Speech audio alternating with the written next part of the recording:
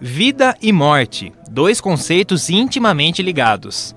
Essa relação foi tema de um encontro promovido por 2 departamentos de psicologia da Unesp em Assis.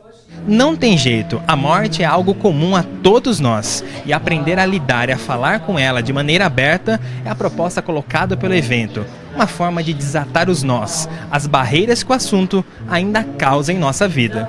Na atualidade, é um tabu, é um assunto do qual as pessoas não querem falar, é um assunto indecente, indecoroso. A gente acha que se falar sobre morte vai atrair, né?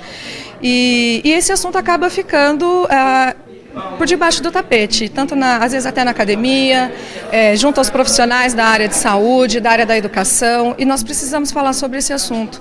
É aquilo que nos conecta, é aquilo que nos une, é aquilo que nos faz seres humanos, inclusive, né, a nossa condição de finitude. E, enfim, é necessário trazermos esse assunto, trazermos esse debate para a comunidade universitária e também para a sociedade como um todo. A importância de abordar o tema pode ser medida pela procura do público. O encontro lotou o auditório da universidade. Eram 320 inscritos, a maioria alunos de graduação e pós em psicologia, da cidade de Assis e da região, além de profissionais de saúde. Uma das metas do evento é dar aos psicólogos um olhar mais aprofundado e sensível sobre situações envolvendo a morte, melhorando o acolhimento de pacientes com dificuldade de encarar perdas. Se o profissional nega essa questão, né, como ele poderá dar um suporte para as pessoas que o procuram? Né? Então são pessoas que muitas vezes tiveram perdas ao longo da vida, e todos temos, né? E a forma como a gente lida com os lutos, né, das nossas perdas, mesmo que pequenas, né, acaba por determinar a nossa postura perante a vida também. É o que pensa a Aline. Aluna de mestrado, pesquisa como idosos, moradores de asilos, vivenciam o luto e situações de perda. É um tema muito amplo, então a gente ter o contato com outro profissional falando de um outro aspecto, porque aqui não é só questão de luto, terminalidade da vida, suicídio. Então acho que é um leque muito amplo e que ajuda a gente a criar ferramentas, até conceituais, para a gente poder embasar nosso trabalho diário mesmo.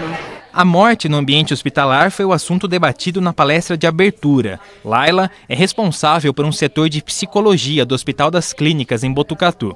A missão da equipe dela é dar apoio a profissionais da área de gastroenterologia. Diante de um paciente que está em estado terminal e venha a falecer, esses profissionais impactam muito neles. E muito no sentido de fracasso, de incompetência, onde foi que eu errei, o que será que aconteceu. Né? Eles têm esse papel aí de super-herói, de salvar a vida de todo mundo. Né? Então, quando acontece uma perda, muitas vezes eles se sentem deprimidos, ansiosos. Então, o papel da equipe multidisciplinar, né, da equipe onde se tenha psicólogo, outros demais profissionais, é abordar isso como um processo natural da vida, né, de que eles fizeram o que era possível ser feito.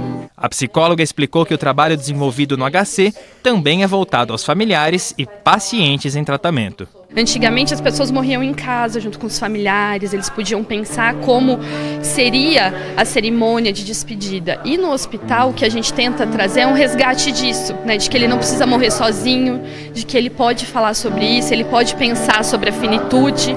A Bárbara vive de perto essa difícil realidade. A estudante de psicologia faz estágio na maternidade do Hospital Regional de Assis e precisa estar preparada para falar do assunto com as mães. É um ambiente que o luto está ali a todo momento.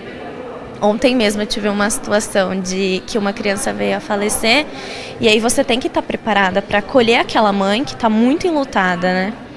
Então acho que é muito pertinente para a nossa formação, sim. A temática da morte por suicídio também ganhou destaque no evento.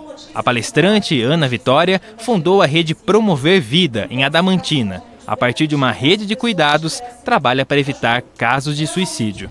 Durante a palestra, Ana apresentou os desafios para identificar comportamentos suicidas no dia a dia e como a questão de pôr fim à vida, ainda um tabu, deve ser discutida atualmente. As campanhas dizem, precisamos falar. Só que falar para quem? Porque eu penso que o mais importante é que alguém ouça, né? E a partir desse ouvir, realmente tome providências. Porque senão a gente acaba propiciando que as pessoas tenham mais vazões, mas ao mesmo tempo também não tem uma correspondência enquanto sustentação, enquanto suporte. né? Então eu acho que é algo assim, falar sim, não pode ficar só no tabu, ficar só lá no cantinho. As pessoas não precisam ter vergonha de pedir ajuda, né? Principalmente porque o que eu tenho visto é pessoas que tentam suicídio ou mesmo que suicidam, são pessoas que lutam muito, né? São pessoas que estão ali brigando pela vida o tempo todo, né? E a gente tem percebido também que quando essas pessoas têm alguma ajuda, têm algum apoio, elas têm assim, a maioria delas, se já não teve uma cronificação e necessita de muitas intervenções, a perspectiva é muito boa.